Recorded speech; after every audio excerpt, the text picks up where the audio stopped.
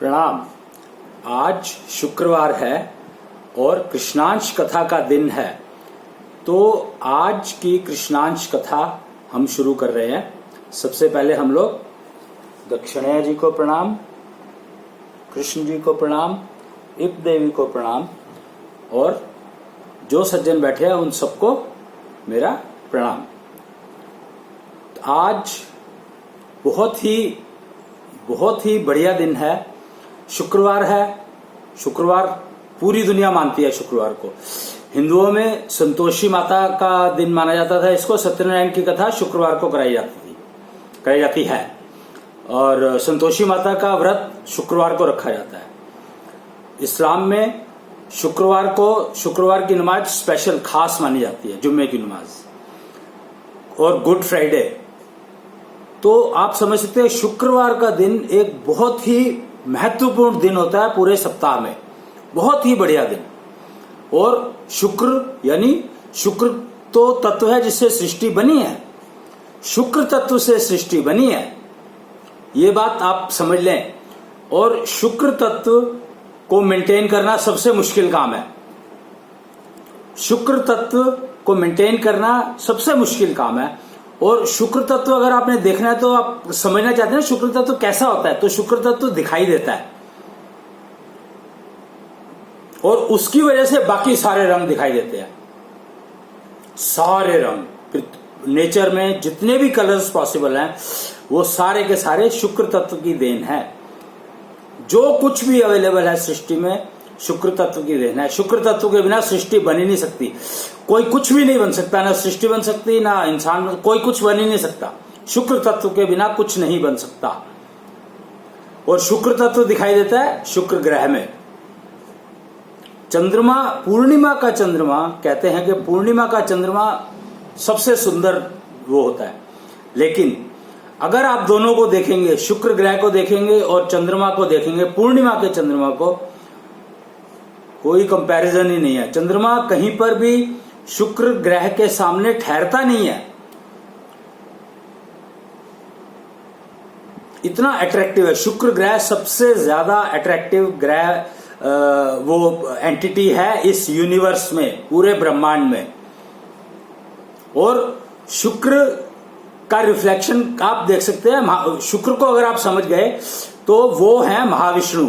शुक्र जो है महाविष्णु के अंश से बनता है। महाविष्णु की देन है शुक्र।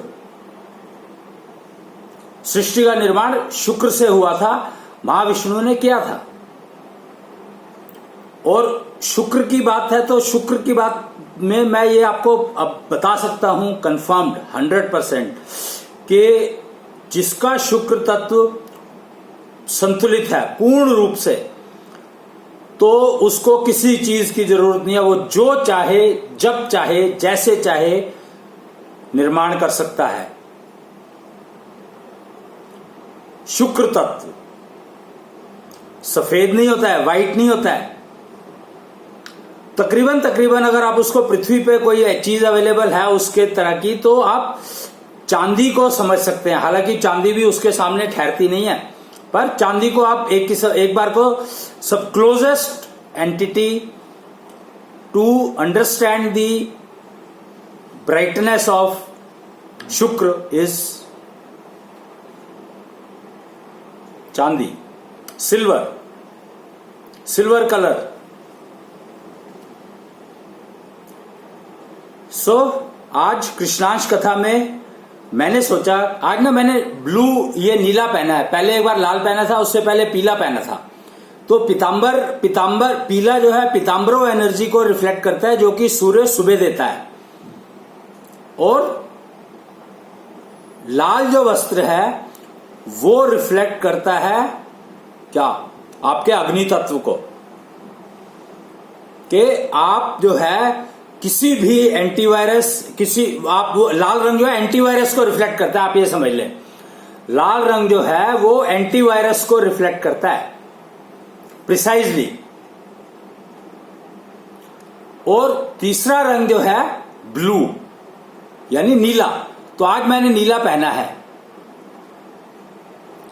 नीला कलर क्या है? नीले कलर के बारे में आप क्या जानते हैं? आसमानी सा कलर है, नीला ही, हम इसको नीला ही कहते हैं, आसमानी। हर चीज तो नीली है। अगर आप मैक्सिमम वो देखें तो आसमान नीला है। जल अगर समुद्र में जाकर के ध्यान से देखो और जहां ठीक ठाक हो तो नीला दिखाई देता है। अब वो कह सकते हो कि आसमान का रिफ्लेक्शन जल में है तो नीला दिखाई देगा ही, ये मेरी प्रॉब्लम नहीं है। हमें तो जो दिखाई देता है हम उसकी बात करते हैं। जो हमें दिखाई नहीं देता या जो हमें समझ नहीं आता, दिखाई ना भी दे रहा हो पर समझ आना चाहिए। जैसे जापान में यहां से देख नहीं सकता पर मुझे समझ आता है कि हाँ जापान है। अमेरिका मुझे यहां से दिखाई नहीं देता पर अमेरिका है। तो समझ, देखना और समझना दो बहुत इंपॉर्टेंट चीजें हैं। देखना इतना जरूरी नहीं है जितना कि समझना जरूरी है। और समझ तब आती है जब आपकी पांचों इंद्रियां सिंक्रोनाइज्ड हो और पांचों कर्मेंद्रियां सिंक्रोनाइज्ड हो और 10 की 10 आपस में सिंक्रोनाइज्ड हो, तब जाकर के आपको नीला रंग समझ में आएगा। असल में जो मूल रंग होते हैं, बेसिक कलर्स जिनको कहते हैं, फंडामेंटल कलर्स, वो होते हैं लाल, नीला और पीला। आप कभी भी देखो ना कि आप कच्चा आम खा के देखो और पका हुआ आम खा के देखो, स्वाद किसमें आएगा? और उसका रंग पीला। हर फ्रूट जो पक जाता है नॉर्मली पीला हो जाता है। और जो फ्रूट पक करके पीला होता है नॉर्मली उसमें से ही चुना जाता है खाने लायक क्या है, खाने लायक क्या नहीं है। बाकी सब रंगों में मिलावट हो सकती है, लेकिन ये 3 रंग जो हैं ये प्योर कलर कहलाते हैं। प्योर कलर अगर की बात करते हैं तो हमें 3 है। नीला, नीला यानी आसमानी कह लो, उसको नीला कह लो, नीला आकाश कहा जाता है नॉर्मली, और कलर यही होता है उसका जो मैंने पहन रखा है। नीला, पीला। पीला क्यों? कि पीला जब अग्नि को अगर आप देखोगे तो पीला कलर होता है उसके अंदर ऊपर ऊपर का, यानी तो पीला कलर जो है वो हर फ्रूट जो पकता है, हर सब्जी जो पकती है पीली होती है। और उसके अंदर जो गुण होंगे वो किसी और सब्जी में हो ही नहीं सकते, गारंटी, पक्की बात है। जो पीले आम में गुण मिलेंगे आपको पके हुए आम में, ओवर रिपन नहीं, ओवर रिपन तो बीमार हो गया, लेकिन जो पीला आम परफेक्ट पका हुआ, वो कहते हैं ना डाली से टूटा हुआ पीला आम आपको गारंटीड। तो प्रकृति ने आपको 3 रंग दिए हैं जो प्राइमरी कलर कहलाएंगे, पीला, नीला और लाल।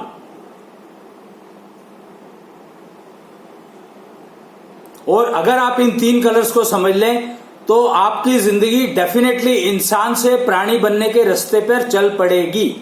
तो अभी तक समझ में आया कि नहीं आया मुझे नहीं मालूम, ये किसको क्या समझ में आया, but prime colours worthwhile, usable in the. और ये दिखाने के लिए कृष्ण ने पीतांबर, कृष्ण का एक नाम पीतांबर भी है, उन्होंने पीला वस्त्र धारण किया था, ये बताने के लिए कि पीला जो रंग है, हर पकी हुई वस्तु जो पीली होगी पीले रंग में बनती है। ज्यादातर खाने की लायक जो चीजें होती है, गेहूं देख लो पीला, चावल तक देख लो आपके, उसके ऊपर जो कवर होता है वो पीला ही होता है। कद्दू, पेठा, मतलब कोई चीज देख लो आप, जो पीली हो जाती है वो पक जाती है। ठीक पकी हुई चीज को आप इस्तेमाल करोगे तो आपको हर विटामिन, हर चीज जो आपकी शरीर को चाहिए गारंटीड मिलेगा और भरपूर मात्रा में मिलेगा और वेस्ट भी नहीं जाएगा। ये टाइम टेस्टेड चीजें हैं सारी की सारी।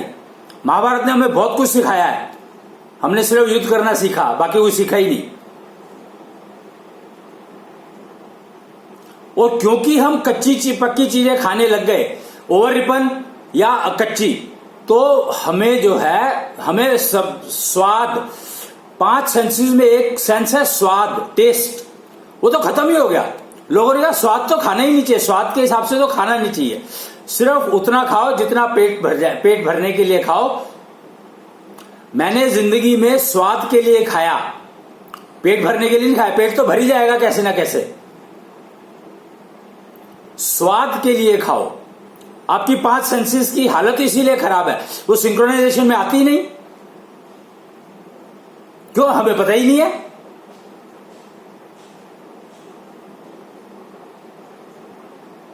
हमें पता ही नहीं है कि प्राइम कलर्स का मतलब क्या है और नेचर में प्राइम कलर दिए कौन से है। हमें यही नहीं पता कि नेचर ने प्राइम कलर कौन से दिया है।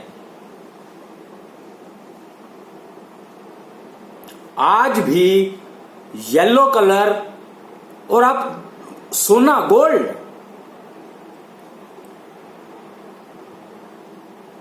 वो पीला कलर है इसीलिए इतना चमकता है।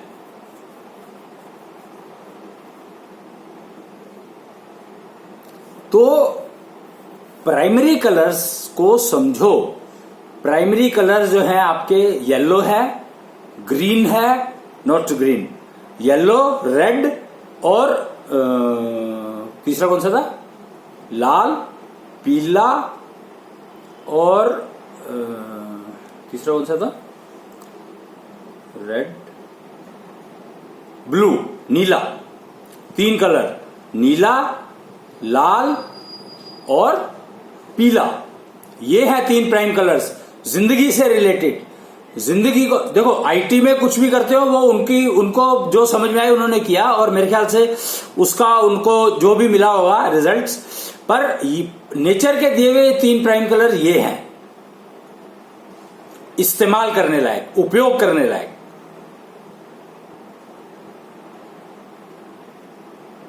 तो ये 3 कलर को समझना जरूरी है और अपनाना जरूरी है, और इसका उपयोग करेंगे तो आपके शरीर को हर वो चीज जो जिसकी जरूरत है।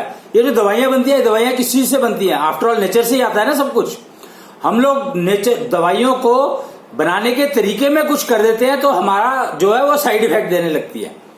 अदरवाइज दवाइयां भी तो नेचर के प्रोडक्ट से ही बनती हैं, पर क्योंकि हमें प्राइम कलर्स का नहीं समझ थी तो हमने उसका उपयोग यूज हम करते हैं। हम देखते हैं कि आम जब लेते हैं तो बिल्कुल देखते हैं कि पिलपिला ना हो, पका हुआ होगा, पिलपिला होगा तो ओवर रिपन होगा, किसी काम का नहीं, क्योंकि वो बीमार हो चुका है।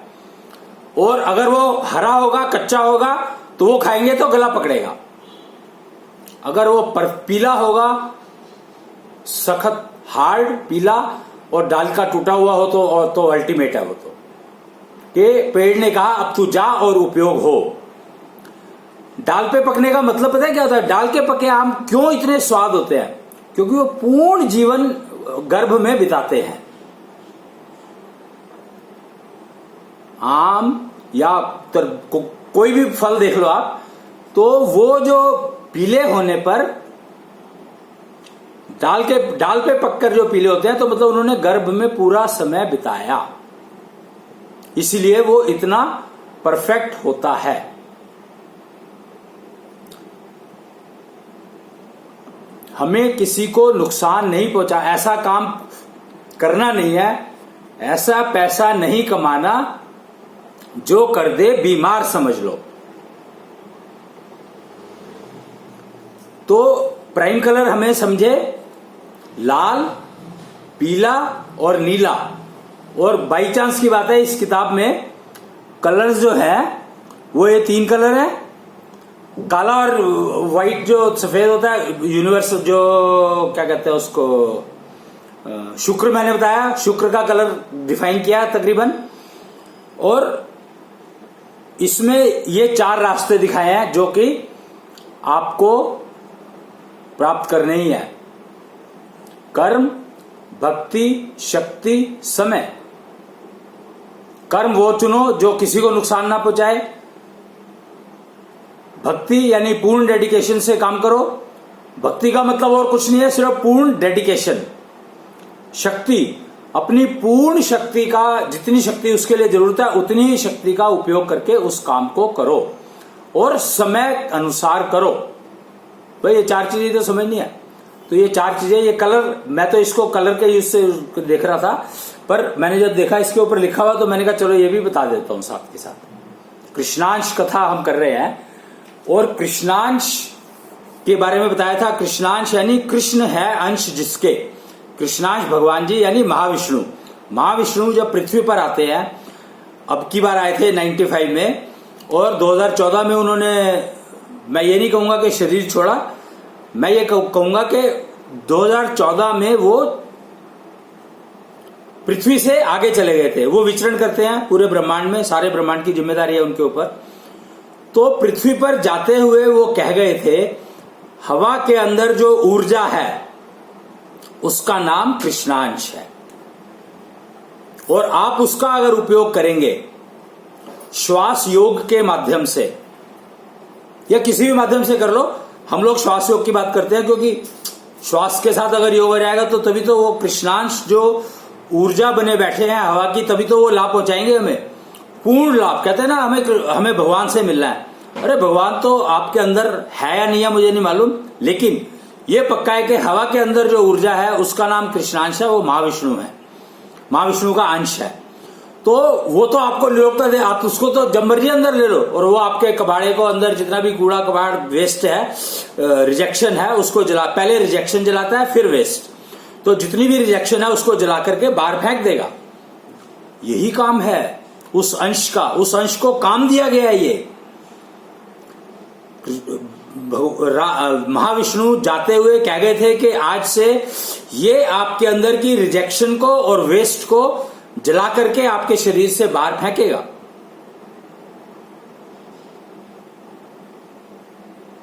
और सांस तो आप लोगे ही, मजबूरी है आपकी, सांस लेने के बिना तो आप जा नहीं सकते। तो भगवान जी ने यही किया कि सांस आपको एक चिपका दिया कि आप सांस के बिना रह नहीं सकते, और सांस में भी कृष्णांश भगवान से अगर मिलना है, महाविष्णु से मिलना है, तो महाविष्णु को आप मिलना क्या, वो अंदर गए तो आपके तो अंदर ही चले गए, मिलना तो क्या हुआ, इसको मिलना तो मतलब अंदर ही चले गए वो तो आपके, और आप उनको जितना एब्जॉर्ब कर सको, ये तो आपके ऊपर है कि अब आप उनको कितनी देर अपने अंदर रख सकते हो। पर यहां पर एक बात याद रखनी है कि हमें उनको अंदर रखने के लिए नहीं कि अपने सांस को रोक लो अंदर, ना ना ना ना ना ना, ये बहुत बड़ी भूल है। अगर हम सांस को अंदर रोकते हैं तो वो हमें बहुत बहुत नुकसान पहुंचाता है। ये बात अलग है कि उसको हम रिकवर करने के लिए कुछ तुरंत कर लेते हैं तो वो रिकवर हो जाता है, लेकिन उसके रिकवर होने से हुआ क्या, आपके शरीर को तो कुछ नहीं मिला ना, पहले आपने नुकसान किया अपना, फिर उसको रिकवर करा। तो नुकसान करो क्यों, और उस नुकसान से आपको तो जो नुकसान हुआ, प्रकृति को आपने और नुकसान पहुंचाया। कार्बन डाइऑक्साइड क्या है, जितनी देर आपने अंदर रोक के रखी हो तो कार्बन डाइऑक्साइड थी, और कार्बन डाइऑक्साइड को अगर आप अंदर रोक के रखोगे तो क्या होगा आपका,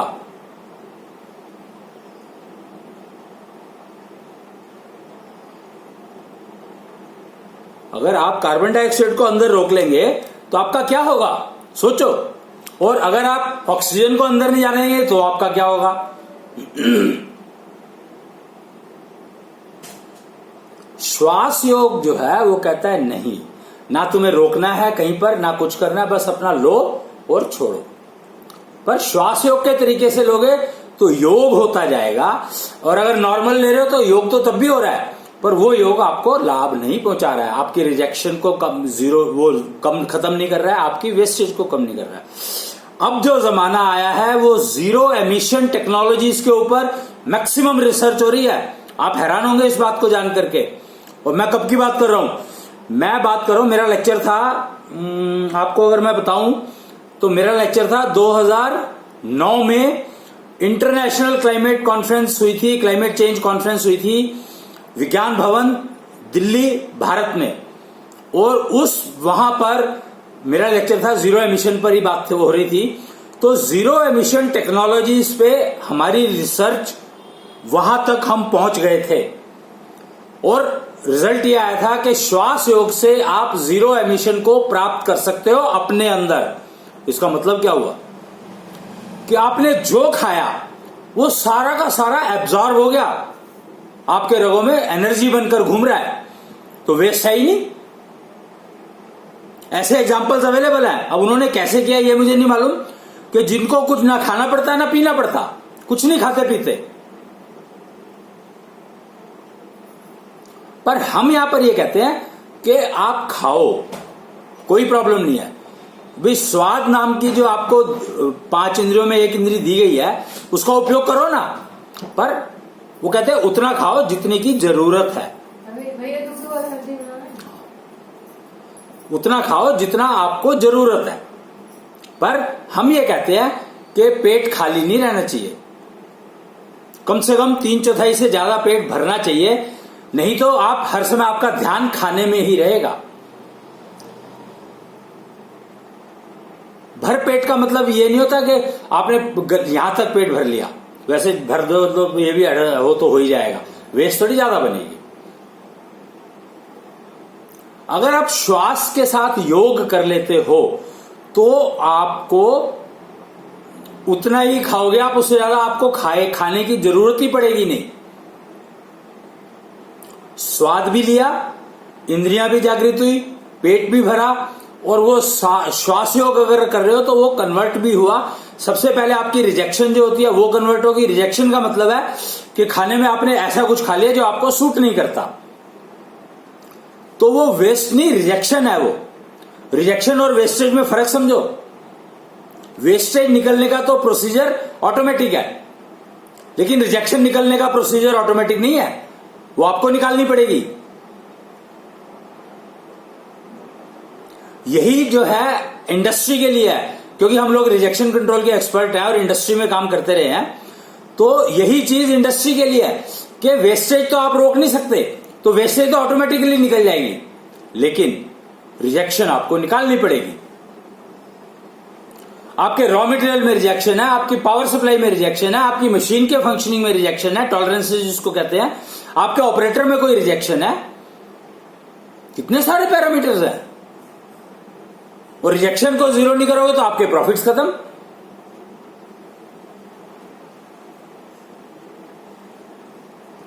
ये आप समझो कि रिजेक्शन जो है वो 5 रुपए किलो बिकती है, रद्दी,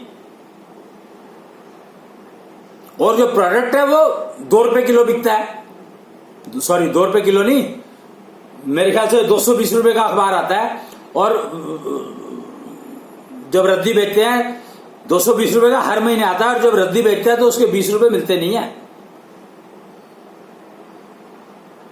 कितना क्लियर कट समझाया जा रहा है आपको, रोज करते आप कर ही रहे हो, लेकिन आपको पता नहीं है। वो जो अखबार जो है वो रिजेक्टेड हुआ है, वेस्ट नहीं है।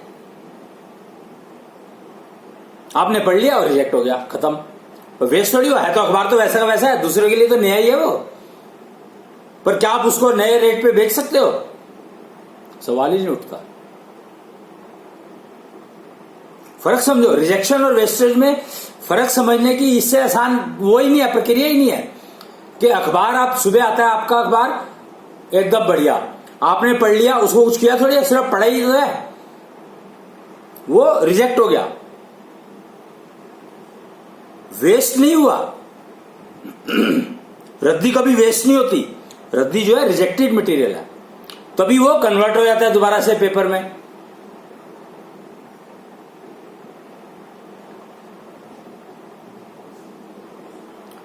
तो आपके अंदर जो रिजेक्शन आती है उससे आती है, और रिजेक्शन का मतलब है आपने कुछ ऐसा खा लिया जो आपको सूट नहीं करता था, तो उसने या तो आपको बीमार कर दिया या आपके ब्लड को इन्फेक्ट कर दिया, और वो इन्फेक्शन आप श्वास प्रक्रिया से ही निकाल सकते हो, और कोई तरीका है नहीं, कोई तरीका नहीं है। श्वास योग करो, आपकी किडनी ऐसे ठीक हो जाएगी। ऐसे का मतलब ये नहीं कि ये बजी तो 1 सेकंड हो गया, ठीक हो जाएगी। चुटकी बजाने में भी कोई टाइम लेता है, किसी की आवाज अच्छी है, किसी की आवाज कम है, किसी की ज्यादा है, कोई बजा नहीं पाता, वगैरह वगैरह, बड़े सारे इश्यूज हैं।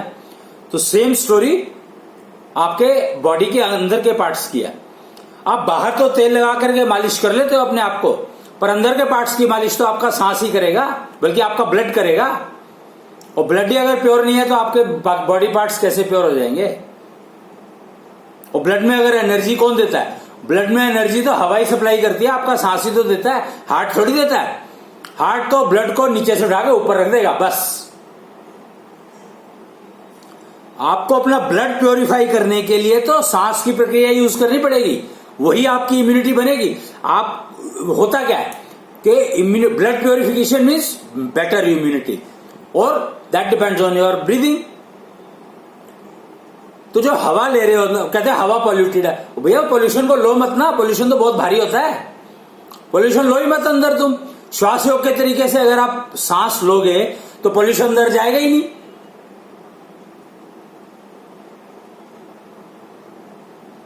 और मैक्सिमम पोल्यूशन तो आप छोड़ रहे हो, कार्बन डाइऑक्साइड पोल्यूशन ही तो है।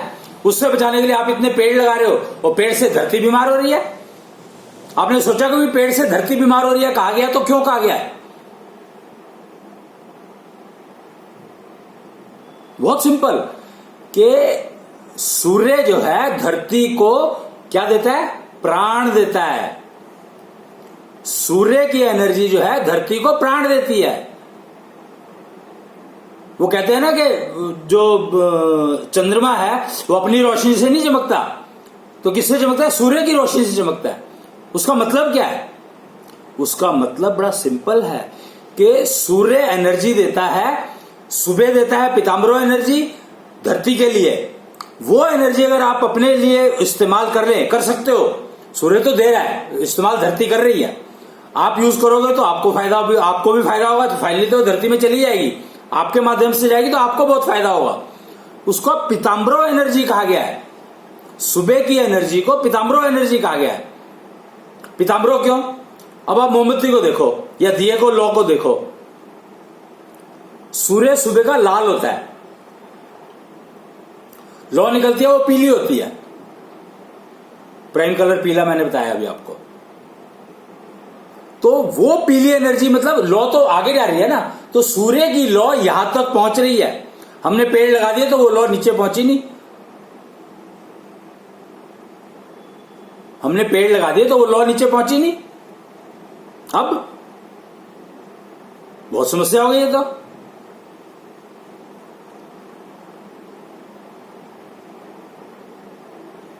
तो समझो बात को कि आप जो कार्बन डाइऑक्साइड एक्सेल कर रहे हैं, वो कार्बन डाइऑक्साइड पेड़ लगाने पड़ते हैं उसके लिए, आपकी कार्बन डाइऑक्साइड को खत्म करने के लिए। पता है आपको?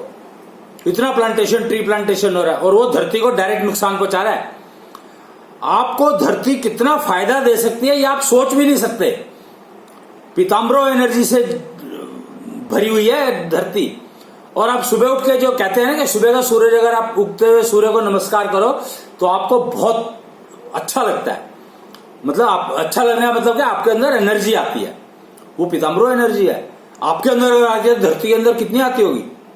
और वही धरती से अगर आप उस पीताम्बरो एनर्जी का उपयोग करेंगे तो आपको क्या मिल जाएगा? वो सुबह का चक्कर सारा, वो जरूरत ही नहीं रहेगी। पर पेड़ लगा करके हमने वो एनर्जी खत्म कर दी। और पेड़ लगाने मजबूरी होगी क्योंकि आप कार्बन डाइऑक्साइड इतनी फेंक रहे हो, उसको खत्म करना है। जबकि श्वास योग के माध्यम से जो कृष्णांश ऊर्जा उस हवा के अंदर है, उसका अगर हम उपयोग करना शुरू कर दें, कार्बन डाइऑक्साइड तो बनेगी, क्योंकि कार्बन अंदर वेस्टेज जो है, वो जो रिजेक्शन है और जो वेस्ट है वो कार्बन है, तो उसको बाहर तो फेंकना ही पड़ेगा, हमें कोई चॉइस नहीं है हमारे पास। पर वो कार्बन डाइऑक्साइड इतनी सी होगी। अभी जो कार्बन डाइऑक्साइड फेंकते हो आप, वो इतनी होती है। और जब आप श्वास योग के तरीके से आप कार्बन डाइऑक्साइड को बाहर फेंकेंगे तो वो इतनी सी होगी, बस इतनी सी मात्र। तो आपको पेड़ की जरूरत ही नहीं है, घास लगाओ। घास बहुत है। घास कहते हैं कि 5 से 6 फुट, 2 गज, 2 मीटर मान लो, चलो 2 गज को छोड़ो, 2 मीटर मान लो, 2 मीटर की हाइट तक के पौधे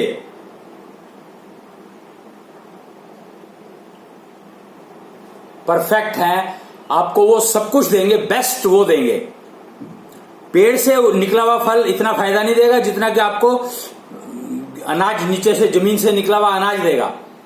कारण सिंपल, उसको पीताम्बरो एनर्जी पाल रही है भाई। पेड़ को पीताम्बरो एनर्जी पाल ही नहीं सकती।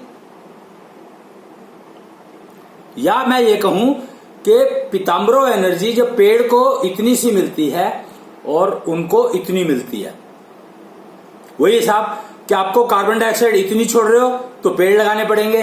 अगर आप कार्बन डाइऑक्साइड इतनी सी छोड़ रहे हो तो आपको जो एग्रीकल्चर की जो वो प्रोडक्ट है उनसे ही काम हो जाएगा, आपको कुछ करने की जरूरत ही नहीं है, आपको जमीन खोदने की जरूरत नहीं है। गोल्ड, सोना, सोने का आपने करना क्या है? अगर आप कहते हैं कि अगर सुंदरता आपके शरीर, आपके चेहरे पर है, चमक, चेहरा सोने की चमक अगर आपके चेहरे पर है तो चोना आप लगा के करोगे क्या? और सोने जैसी चमक चाहिए तो श्वास योग करो, आपके सोने जैसी चमक गारंटी आ जाएगी। तो सोना करना क्या है? सोने का उपयोग कहां है? आपको, आप गोल्डन टेम्पल का एग्जांपल समझो। गोल्डन टेम्पल में, गोल्डन टेम्पल नाम ही है, सोने का वो चढ़ाया हुआ ऊपर, उसका मतलब क्या है? सोने का, सोने के ऊपर किसी भी तरह के वातावरण का प्रभाव नहीं पड़ता, इनर्ट मटेरियल कहा गया उसको, रिएक्टिव नहीं है। Gold very very highly inactive.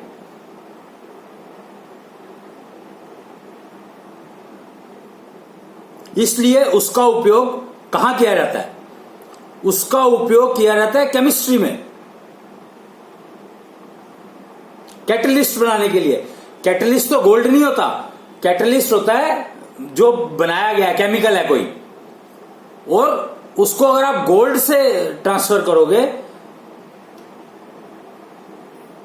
तो सिर्फ केमिकल यूज होगा, गोल्ड को कुछ नहीं होगा। और कैटलिस्ट का मतलब होता है प्रोसीजर को इकोनॉमिक बनाना।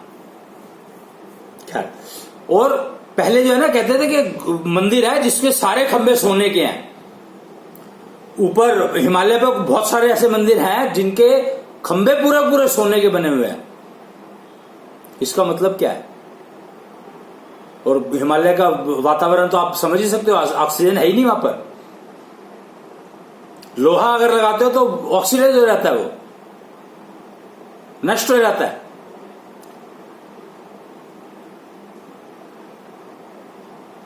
गोल्ड के ऊपर वातावरण का मिनिमम इफेक्ट होता है, आप ये समझ लो। और लोहा, वो लोहा जो जिसके ऊपर वातावरण का इफेक्ट मिनिमम हो या कम हो, मिनिमम तो गोल्ड पे ही होता है और उससे कम तो कुछ है ही नहीं, पर लोहा भी ऐसा बन सकता है जो कि बनता था, बन सकता होगा, अभी भी बनता होगा शायद।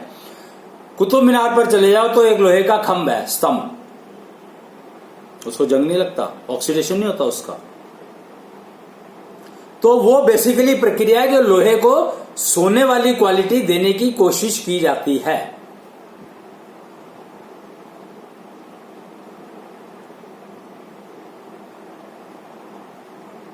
हम लोग रंगों की बात कर रहे थे, हम लोगों ने प्राइमरी कलर समझे, नीला, ब्लू, रेड, लाल और पीला, येलो। हर पका हुआ फ्रूट, पकी हुई सब्जी, पका हुआ अनाज,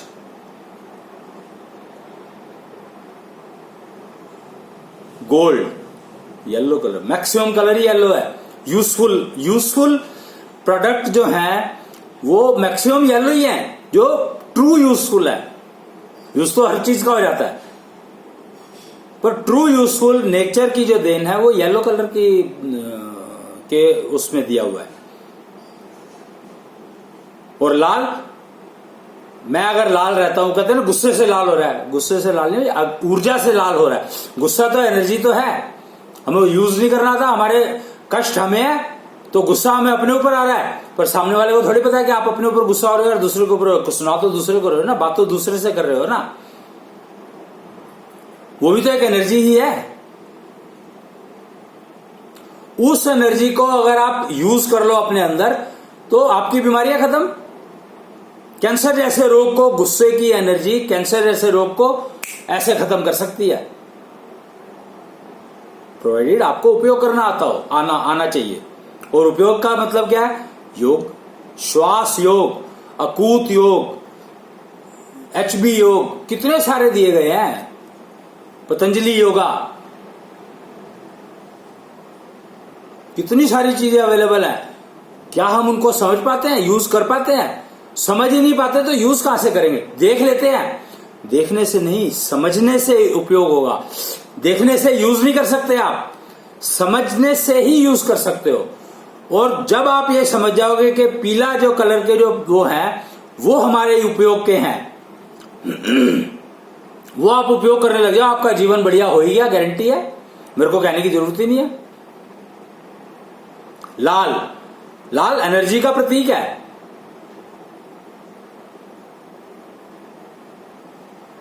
और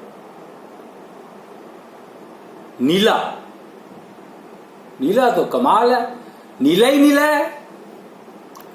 नीला जो है, आप हैरान हो गए कि नीला जो रंग से ही शुक्र बनता है, या शुक्र का पहला रंग ही नीला है। शुक्र जब देता है तो उसमें पहला रंग नीला ही है, आसमान।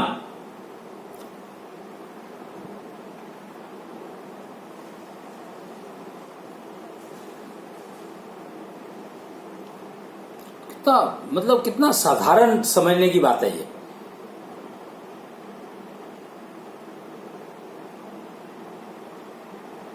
बाकी सब इंटरमीडिएट कलर्स हैं, सिर्फ ये कलर्स जो हैं, ये कलर्स यूजेबल हैं, उपयोगी हैं।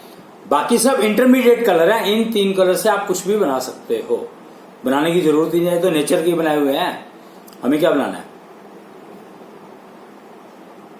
बाकी तो ग्रेडिंग ही है सारी, कुछ नहीं और, ग्रेडिंग है बस, एनालॉग। लाइफ डिजिटल है और बाकी सारी चीजें एनालॉग है। तो ये 3 कलर डिजिटल के हैं। पीला रंग डिजिटल, लाल रंग डिजिटल, नीला रंग डिजिटल। और डिजिटल में 3 लेवल होते हैं।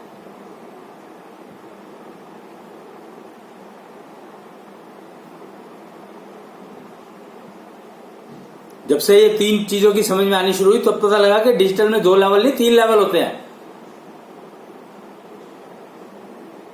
जिंदगी को देखना है, समझ लो, आप पेट में आए, गर्भ में आए, पहला लेवल, गर्भ के अंदर ही रखा आपको 9 महीने, बांध के रखा। फिर आप बाहर आए, दूसरा लेवल, और आप मर गए, तीसरा लेवल। बाकी एनालॉग है सब कुछ, बीमारी शिमारी इधर उधर फलाना ठिकाना, वो सब एनालॉग है। डिजिटल लाइफ है, और लाइफ में डिजिटल में 3 स्टेज होती है। पहले 2 मानी जाती थी, पर over a period of time जब समझने आने लगी, यूज करने लगे, तो फिर समझ में आया कि तीसरा लेवल भी है। उसको एक्टिव रीजन कहा जाता है, ऑफ, एक्टिव और डेड। ऑन, ऑन मतलब गर्भ में आ गए, ऑफ मतलब गए, और एक्टिव मतलब जो जिंदगी जी रहे हो।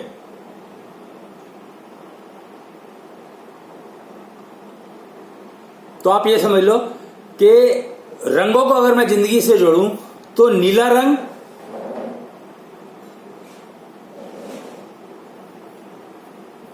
मृत्यु को रिप्रेजेंट करता है। सफेद रंग नहीं करता मृत्यु को रिप्रेजेंट, नीला रंग करता है। लाल रंग एक्टिव को रिप्रेजेंट करता है, और पीला रंग गर्भ में आने को।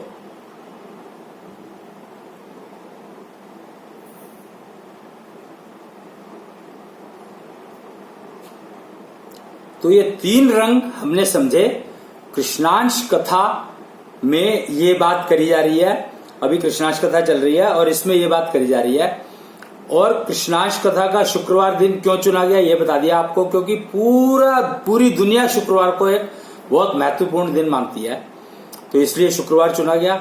4 बजे का टाइम चुना गया क्योंकि 4 बजे से ब्लू ब्रिजो एनर्जी सूर्य रिलीज करता है चंद्रमा को चमकने के लिए। चंद्रमा को चमकने के लिए सूर्य रिलीज करता है ब्लू ब्रिजो एनर्जी, जो कन्या जगत के लिए बहुत बहुत यूजफुल हो सकती है अगर वो इसका उपयोग करना सीख जाएं तो। ब्लू ब्रीजो एनर्जी उसका नाम दिया गया है। और कहते हैं कि जब डिलीवरी होती है तो वो मृत्यु जैसा कष्ट देती है। सुनने में आया ये, हमें नहीं मालूम, क्योंकि हमें कैसे मालूम होगा, तो ये कोई स्त्री बता सकती है। और स्त्री कहती है मैं मरूंगी तो पता लगेगा ना कि मुझे मरने टाइम कोई कष्ट है कि नहीं है। हम तो ये कहते हैं कष्ट मुक्त मृत्यु होनी चाहिए, और गारंटियां हो जाएगी अगर आप अकूत योग और श्वास योग का संगम यूज करना शुरू करें तो आपके कष्ट कटने शुरू हो जाएंगे। और अगर आप इसमें एक और वो योगा था, कौन सा था, शंख योगा, अगर आप शंख योगा जोड़ लेंगे साथ में तो समझो कि आपको पता रहेगा कि आप कष्ट मुक्त होते जा रहे हैं और कष्ट मुक्त मृत्यु मिल ही जानी चाहिए, मिल ही जाएगी।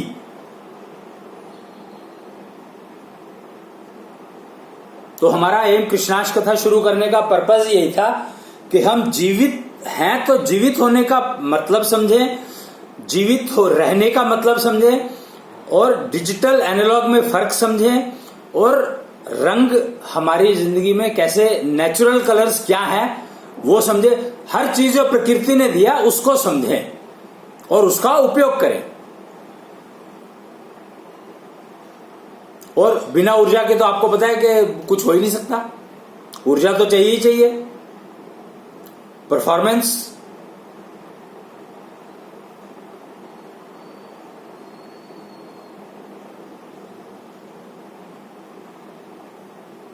तो ये सुने, समझें और इसका उपयोग करें कि प्रकृति ने, आप प्रकृति को समझना शुरू करो। उसके लिए आपको जंगल जाने की जरूरत नहीं है। आप अल्टीमेट एग्जाम्पल हो, मनुष्य शरीर अल्टीमेट एग्जाम्पल है हर चीज को समझने का, यथा पिंडे तथा ब्रह्मंडे। लेकिन आपका अपना शरीर नहीं है यथा पिंडे तथा ब्रह्मंडे, युगल। जब युगल बनते हैं तभी वो यथा पिंडे तथा ब्रह्मंडे को पूरा करते हैं। युगल ही पूरा ये समझ सकता है। बिना युगलता तत्व के आप ये नहीं समझ सकते, बहुत मुश्किल है समझना।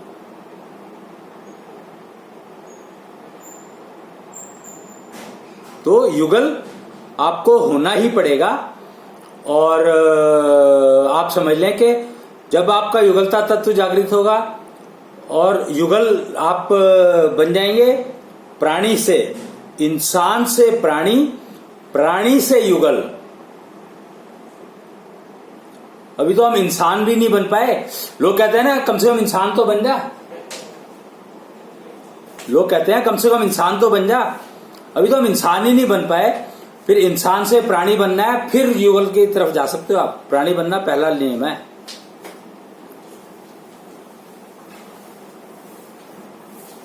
इंसान से प्राणी, प्राणी से परिवार। अगर प्राणी इंसान परिवार बनाएगा तो बीमार शिमार कुछ ना कुछ रहेगा उसके साथ। और अगर आप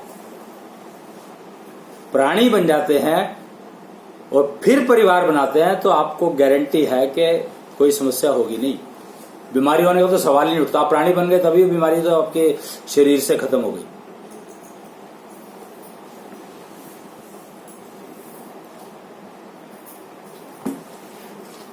तो प्राणी के बाद परिवार, और फिर परिवार के बाद कुटुंब, वासुदेव कुटुंब। वासुदेव कृष्ण के पिता वासुदेव ने वासुदेव कुटुंब का कॉन्सेप्ट दिया था, बीज रखा था, डाला था, उसको पेड़ बनाया था। पेड़ तक तो बना दिया उन्होंने, उसके बाद फल की जब तक बात आई तो उसके बारे में कोई पता ही नहीं है। पर अब फल लग रहे हैं ये पक्का है। और क्योंकि एक नया शब्द आ गया था वासुदैव कुटुंबकम, उन्होंने वासुदेव कुटुंबकम बनाया था, कुटुंब बनाया था। फिर आया वसुधैव कुटुंबकम।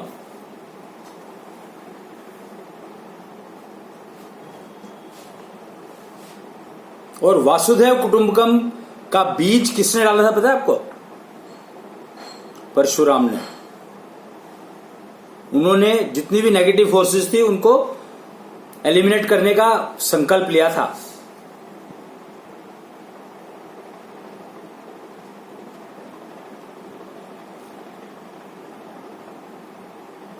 जिसके दिमाग में भी लड़ाई का विचार आता है, परशुराम ने उनको खत्म कर दिया था। किसी भी हो, कोई भी हो,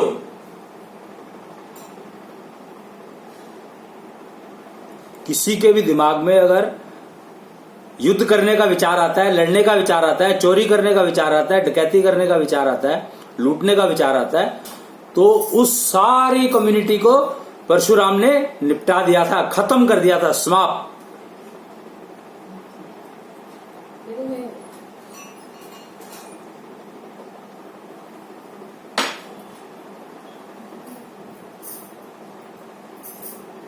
पर आज भी वो चल रहा है, तो इसका मतलब क्या हुआ?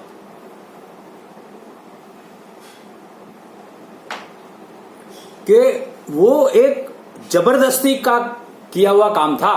मतलब जरूरत थी नहीं थी, पर उन्होंने कहा नहीं भाई अब तो निपटा दो, एक बार तो सारे निपटाने पड़ेंगे। उसी से एक्चुअली युद्ध का कंसेप्ट शुरू हुआ। उससे पहले तो 1 to 1 लड़ाई होती थी, वो बेसिकली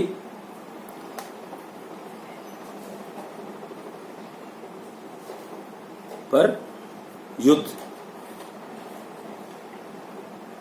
जो आज तक चल रहा है, आज इस समय में अगर देखो आप तो सारी कंट्रीज एक ही टारगेट है कि युद्ध हो जाए बस एक बार।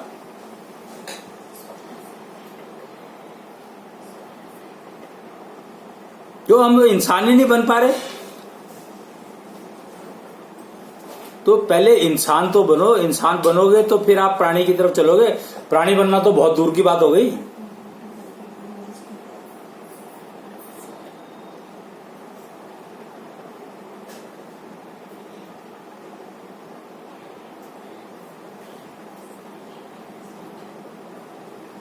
और फिर परिवार तो बना ही रहे हो ना, परिवार बनाने में कोई वो थोड़ी है। पर प्राणी अगर नहीं हो तो फिर परिवार बना रहे हो तो कष्ट तो तुम ही भुगत रहे हो ना। कौन भुगत रहा है? आज पति पत्नी को एक दूसरे के ऊपर भरोसा ही नहीं है। पति पत्नी होता क्या ये पता ही नहीं।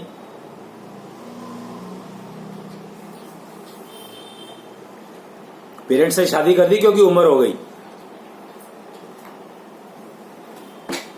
तैयार है कि नहीं है उससे कोई मतलब नहीं है। उम्र होगी तो तैयार होएगा, अपने आप हो जाएगा। गाइड करने वालों का ये एटीट्यूड है।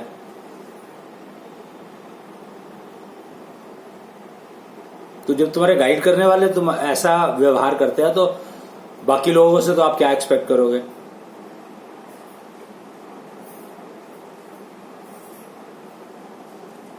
फिर वासुदेव कुटुंब अगर नहीं बना तो वासुदेव कुटुंबकम तो बन ही नहीं सकता किसी भी हालत में। और कुटुंब भी नहीं बना तो वासुदेव कुटुंबकम कुटुंब कैसे बनेगा? बन ही नहीं सकता।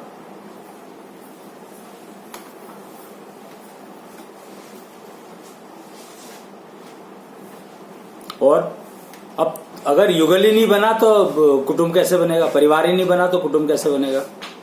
जब परिवारों में झगड़ा है तो कुटुंब में तो युद्ध है, समझो। महाभारत परिवारों का ही तो झगड़ा था वो, और था क्या?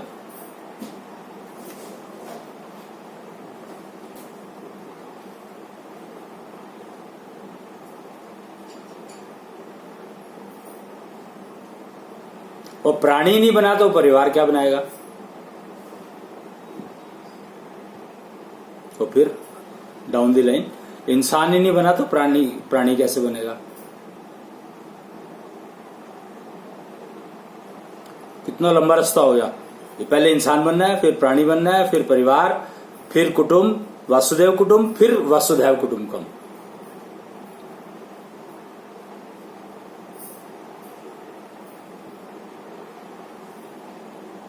और अगर आप श्वास योगी बन जाते हो, श्वास योग करने लगते हो, अकूत योग के साथ मिला करके, और शंख योगा जोड़ लो तो आपकी सेटिस्फेक्शन के लिए है शंख योगा, तो कि भी हाँ मेरे जो मैं कर रहा हूं उससे मुझे मिल रहा है कि नहीं मिल रहा है, पता करने के लिए वेरिफिकेशन।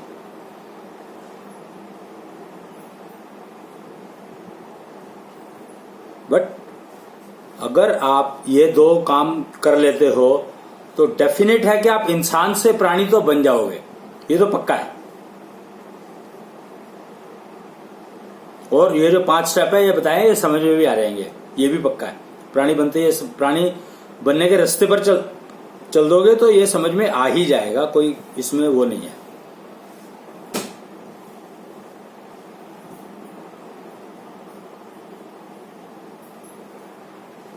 और ये कोई जेंडर हो कोई फर्क नहीं पड़ता, सबके लिए है ये।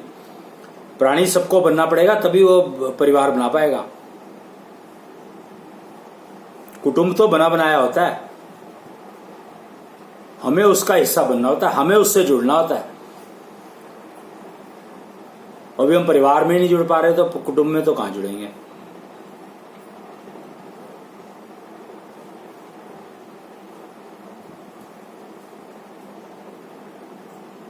तो वासुदेव कुटुंब का मतलब क्या था? राष्ट्र। वो राष्ट्र जिसमें सभी प्राणी हों, तब जाकर के वासुदेव कुटुंब बनता है, ऐसे नहीं बनता। वासुदेव कुटुंब का मतलब है जिसमें सारे प्राणी रहते हों, इंसान नहीं, प्राणी।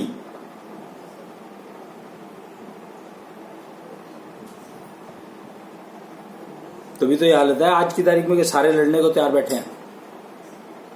और है तो चारों तरफ इंसान ही ना, इधर भी इंसान है, उधर भी इंसान है, उधर भी इंसान है, उधर भी इंसान है।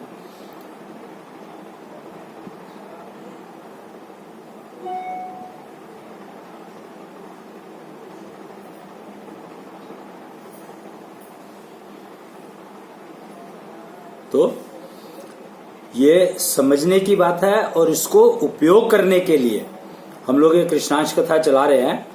अगर आपको कोई भी सवाल हो तो आप पूछ सकते हैं। और अगर ये वीडियोस फिर से सुनना चाहें, क्योंकि एक बार सुनने से काम चलेगा नहीं, मेरे ख्याल से कई बार सुनना पड़ेगा शायद, क्योंकि अभी हम इंसान हैं तो इंसान को आधी चीजें तो बोलते हुए भी सुनाई नहीं देती।